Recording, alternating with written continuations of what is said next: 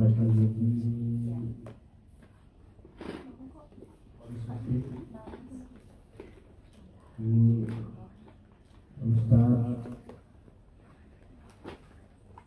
Rafiq Hermoko Al-Qori, juga Bapak Muhammad Anwar, juga Bapak Muhammad Ali, dan juga dan semua seluruh pengurus dari Abu Tongkong yang pertama kita kepada Allah Subhanahu wa Ta'ala yang mengucapkan tasbih bersama-sama. Alhamdulillah. Sallallahu alaihi wasallam pada Nabi kita Nabi Muhammad sallallahu alaihi wasallam. Pada istri, putra, keluarga, sahabat, agama, tabi'in, tabi'in, dan juga semua pengikutnya termasuk kita sekalian. Dengan berdoa semoga kita digolongkan dengan umat Allah dengan dia berkiamah. Baik pada teman sekalian, khususnya para peserta. Saya juga ikut dengan Bapak Muhammad Anwar. Kok tiba-tiba ada tausiah ya? Katanya kan saya suruh mengganti diri aja. Makanya ini, jadi kadang-kadang sesuatu itu mengalir dengan kehendak Allah itu kadang-kadang nggak tahu. Ya. Jadi yang jelas kita harus ikuti aja, jangan pernah dilawan. Kecuali kalau panjenengan udah nggak punya uang, pinjemin, itu harus melawan. Saya nggak punya uang. Karena uang itu bisa mendekatkan, juga bisa menjauhkan. Baik para jemaah sekalian, Allah berfirman, "Al-Qur'an Qur'anan", dan baca Al-Quran dengan tasbih. Kira-kira dengan baca alus tasbih atau dulu? Gimana? Terus kemudian nanti juga menyatakan Zayyul Qur'an di aswarikum, hiasilah Al-Quran dengan suaramu yang indah. Ada gitu? Mbak, sekarang saya nanya, sekarang lagi maaf saya dalam tanda kutip tidak pernah menyinggung ataupun menyinggung siapa loh. Sekarang yang lagi ngetren dimanapun apa Simtu Dulur, betul? Manakib, betul? Antar janji, betul? Tiap minggu dibaca, bahkan sampai di fotokopi bawahnya ditulis A'unju. Saya lihat itu. Jadi bagi yang tidak bisa menulis membaca bahasa Arab, biasanya tuh bawahnya ditulis A'unju billah, itu bawahnya ditulis. Latinnya. Sekarang yang saya nanya, apakah sudah jenengan lakukan hal yang sama untuk Al-Quran? Belum. Yang wajib Al-Quran apa sebetulnya? Al-Quran. Panjenengan baca sampai kadang saya itu dengar sampai jam 1, jam 2 malam itu dibaca. Itu kok gak istirahat? Pikir yang saya maksudkan, kenapa jenengan melakukan itu untuk Simtu Dulur yang notabene itu sunnah? Sekarang Al-Quran dituliskan barok itu Quran yang terbilang baca harapan dengan tartil. Wocok lembah, coba itu baca Al-Quran. Sekarang lagi tren, betul. Apakah nggak tahu apakah di RT tempat saya nggak tahu apa yang terindikasi banyak yang baca itu, apakah di panjenengan juga? Bagus panjenengan membaca itu dulu karena itu untayan sholawat, untayan ujian kepada Rasulullah. Tapi jangan dijadikan seakan-akan itu wajib dan mengalahkan Al-Quran. Pernahkah panjenengan simak A'udzubillahi minasyaitonirrajim? Yang satu membaca, yang lainnya menyimak, pernah nggak? Paling mentok-mentoknya jenengan 2 bulan sekali khataman Al-Quran itu pun secara massal, satu orang satu juz, benar kan? Kemudian didoain. Apakah ada yang nyimak? Siapa yang bertanggung jawab saya itu salah? Ada idhum, ada bacaan yang dibaca tasbih, bacaan yang dibaca tipis yang terbaik. Yang saya tekankan di sini untuk saya sendiri, ya. Kenapa kita itu terlalu mewajibkan hal yang sunnah dan mensunahkan hal yang wajib? Saya tidak menyinggung, yang saya lihat itu banyak kejadian sekarang. Nanti giliran disuruh baca Al-Quran, giliran ini kurang gini, untung nggak mau ngaji lagi. Sekarang aja misalnya membaca A'udzubillahi minasyaitonirrajim, shin bukan sin. Nanti wah komentar nggak mau baca, nggak mau ikut. Ya bedanya memang dengan bacaan sholawat. Kalau bacaan sholawat itu kadang-kadang cuma lagu aja. Ya Rasulullah salamun alaik. Misalnya salah sedikit nggak apa-apa, tapi Al-Quran kalau salah biasanya ada yang koreksi, Mbak, itu kepanjangan, Mbak, itu kurang pas. Tapi biasanya kaum perempuan itu jarang tersinggung. Biasanya kayak kami. Biasanya loh. Wong wadon-wadon itu biasanya kan dadane jual, nggak pernah tidak majelis, nggak pernah bicara. Kalau kami ini yang 3 orang ini biasanya Pak ngapain dodol kita nyindir. Caranya karma dibayar kontan. Nyindir. Boleh, silahkan, nggak melarang. Tapi beliau sekali tempo 1 bulan sekali.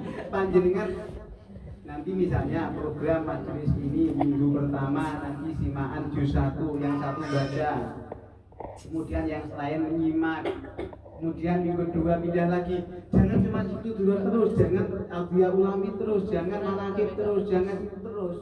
Al-Quran mengendi, Mbak.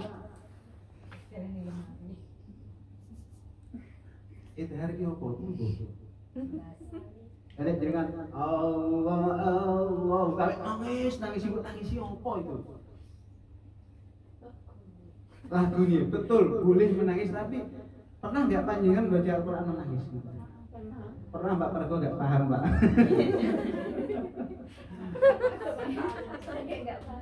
Lagi nggak paham menangis bacaan apa? Yang lain bisa membaca dengan Bismillah, misalnya kayak Al-Karam beliau itu seorang qori yang sangat enak banget suaranya, ahli. Coba panjenengan tuh ndonga, ya Allah, muga anak kula kados lahir teh terus sadar apa. Dan juga diizinkan ya Allah, muga anak kula dados dulu cita-cita itu sing dulu cita-cita itu ecek ya mentok-mentok lah misalnya. Jadi kalau kita sekuat misalnya, maaf ini seandainya batu, saya melempar sejauh sekuat mungkin. Kalau misalnya nggak sampai 100 meter, minimal 90 meter. Kayalah panjenengan jadi batu kita paling datanya cuma 1 meter kok. Balik ke Al-Quran, ayo sekarang kita hidupkan Al-Quran ya. Tapi nggak apa-apa nih, bentar lagi nggak usah diminta, ini kan bentar lagi kan Ramadan. Oh tak harus di mana-mana. Nanti buka bersama, khataman lagi. Nanti malaman, khataman lagi. Mau megengan, khataman lagi. Habis Ramadan bubar.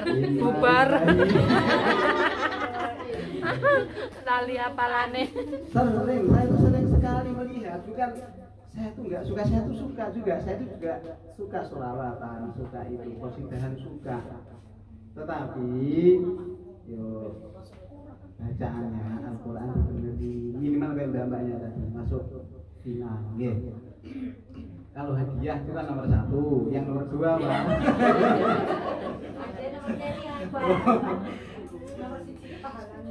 Pahala nomor 2, pahalanya nomor. Yang paling penting itu kita niatnya untuk apa namanya, mensiarkan agama. Ya, kita itu berusaha untuk menjadi orang yang sering. Barang siapa yang ingin mengobrol dengan Allah, maka bacalah Al-Quran. Barang siapa ingin bicara dengan setan, bacalah Facebook. Betul? Ya kan, setan kan nggak kelihatan. Facebook itu nggak kelihatan tapi bisa dirasakan. Betul? Panjenengan dengan sini dengan di Jepang tukaran, jenengan sama sini sama pendukung 1 di Turki tukaran. Saya pendukung 04, jenengan pendukung 05. Berantem padahal nggak tahu orangnya.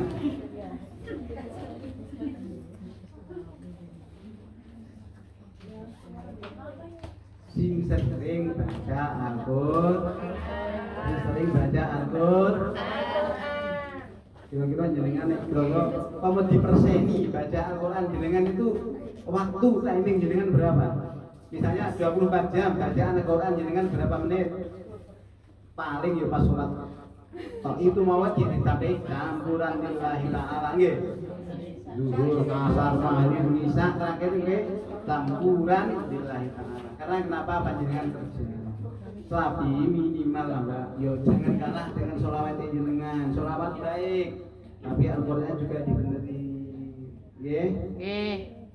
Terutama maaf bagi yang panjenengan aktif di majelis kayak di RDNO atau di majelis manapun yang disampaikan beliau tadi. Orang mau menyampaikan ajakan mereka untuk mengikuti mereka, yaitu dengan menyampaikan itu nggak hanya ngomong, dikasihkan aja, nggak usah ngomong, dikasihkan aja. Demikian juga jenengan nek pengen dakwah itu nggak usah terlalu ngomong sewangeng sih, penting melangkah dulu, bekerja dulu.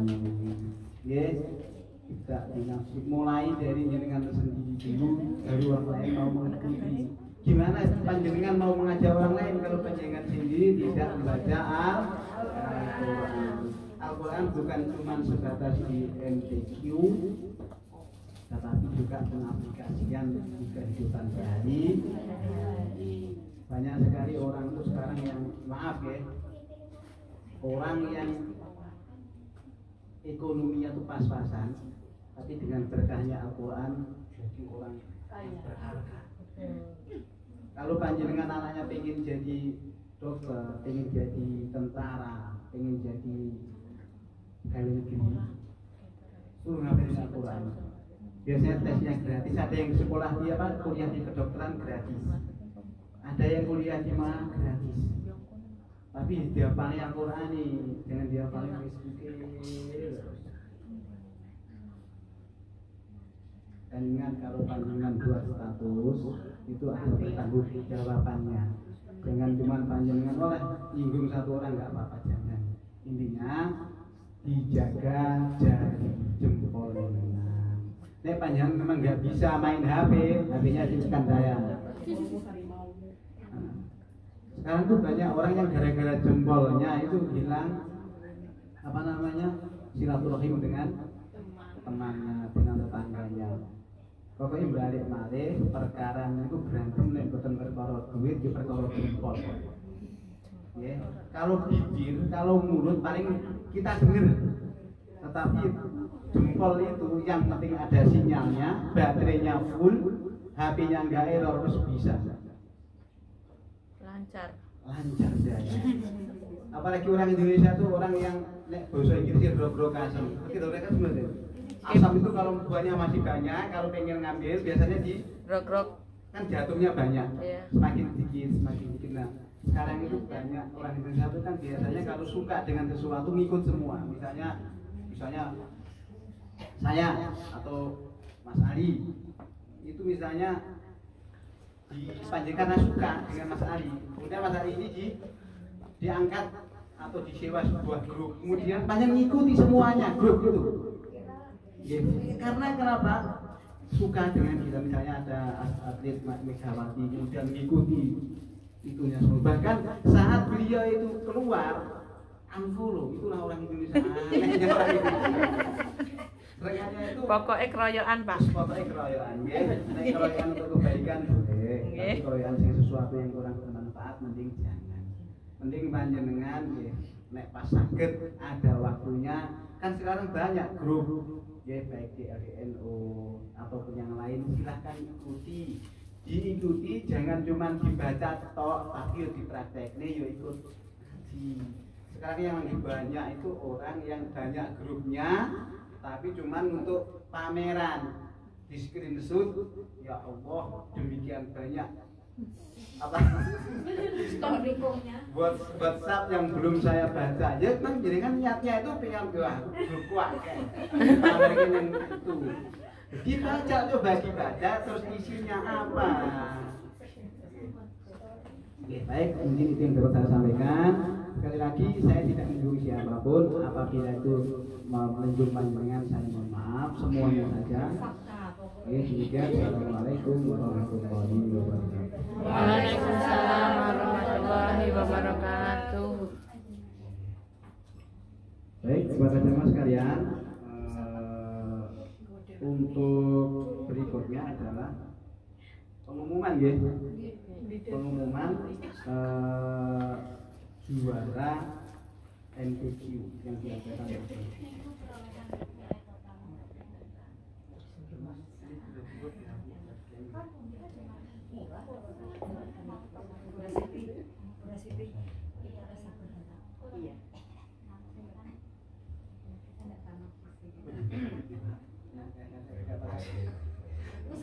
Salah. Ayo, silakan. Karena saya nggak tahu apa tadi gimana di sana.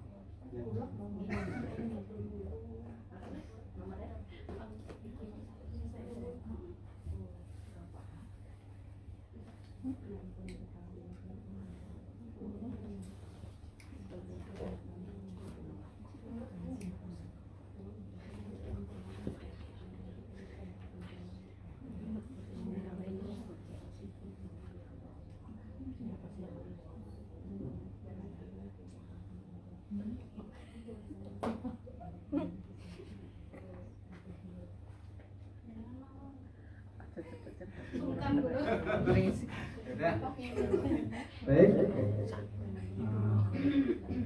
Berikutnya adalah pengumuman hasil MPQ yang diadakan oleh DPO. Sekali lagi ini bukan sebagai tolok ukur bahwa panjenengan yang menang ini benar-benar bagus ya. Mergo nggak penak wae juri.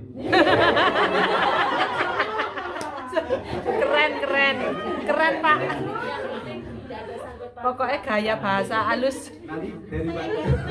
Keren Pak. Kalau misalnya saya menangkan, saya kenal, semuanya saya kenalin karena nanti takutnya nanti ada nepotisme. Baik. Pikirannya kan nafgalane. Bolo. Juara harapan 3 dengan nilai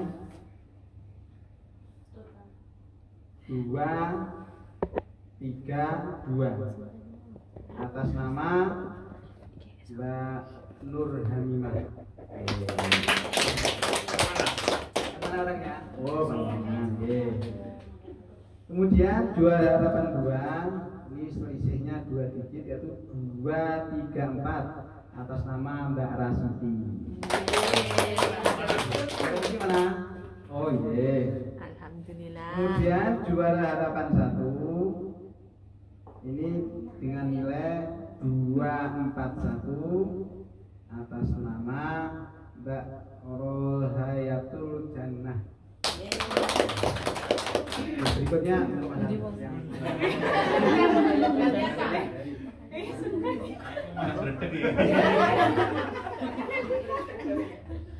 Bismillahirrahmanirrahim. Untuk juara 3 dengan nilai, wah ini ketat banget ya. Jadi tadi juara harapan 1 nilainya 241. Sekarang juara 3 dengan nilai 241,5. Makanya ini ketat banget ya. Berarti memang kualitasnya lumayan, persaingannya lumayan ya. Atas nama Mbak Juliatun Thayyibah. Yang mana orangnya? Oh, yang tadi keluar ya? Oh, oke.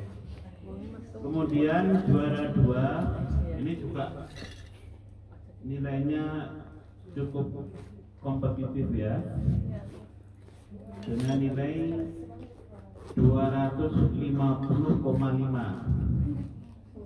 Atas nama siapa? Tinggal 2 orang ya? Tinggal 2 orang, yang mana orangnya? Pas mana tuh orang yang merah juara 1 ya.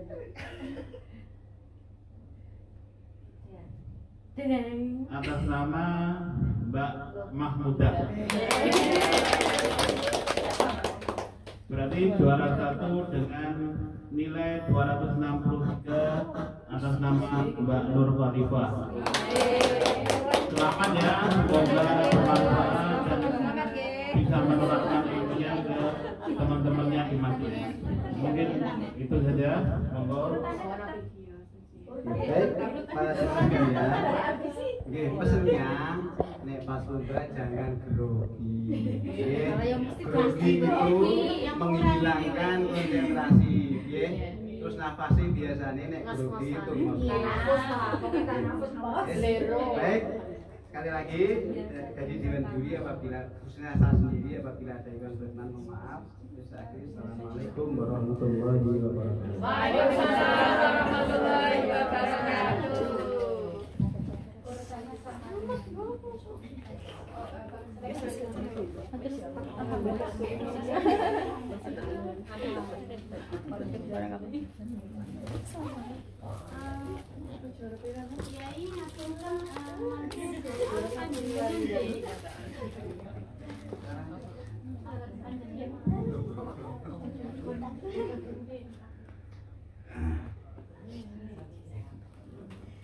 Baik, para jemaah sekalian, berarti doa dulu baru boleh dirikan ya. Biar nanti santai.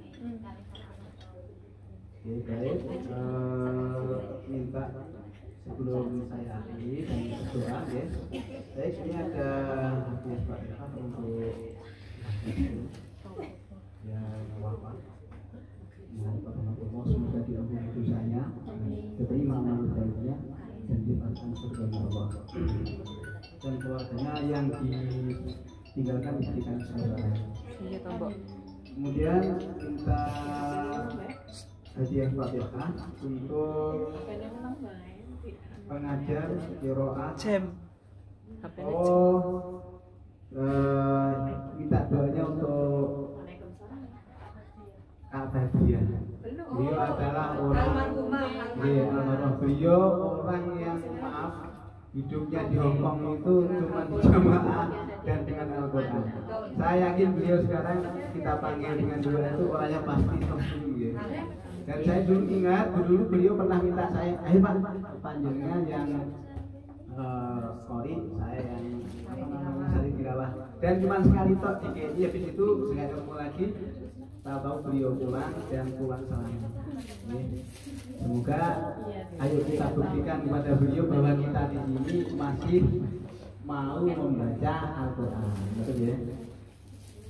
Kemudian yang tidak kalah pentingnya kita doakan untuk anak-anak kita semuanya di Indonesia yang lagi menuntut ilmu atau yang lagi bekerja, semoga diberikan kemudahan dalam mereka menuntut ilmu dan bekerja, digampangkan semua urusannya, dijauhkan dari balak dan bahaya, dan diberikan hasil yang berkah dan barokah. Kegiatan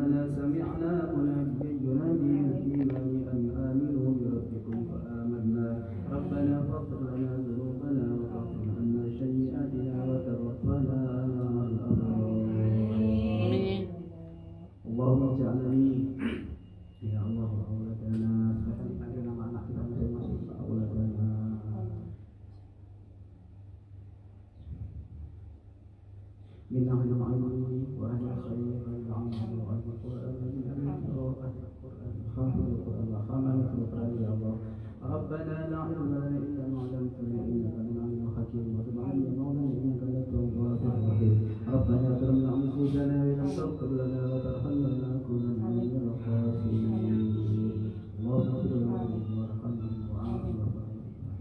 معهم واغفر لنا ولهم ولا تجعل في قلوبنا غلا للذين آمنوا ربنا إنك رؤوف رحيم ربنا ظلمنا أنفسنا وإن تغفر لنا وترحمنا لنكونن من الخاسرين ربنا آتنا في الدنيا حسنة وفي الآخرة وقنا عذاب النار بارك الله في رجب وشعبان بلغنا رمضان بارك الله في رجب وشعبان بلغنا رمضان بارك الله في رجب وشعبان بلغنا رمضان وحسن المقاصد مثل أمورنا يا الله ربنا آتنا في الدنيا حسنة وفي الآخرة حسنة وقنا عذاب النار ودعوانا الحمد لله رب العالمين الفاتحة.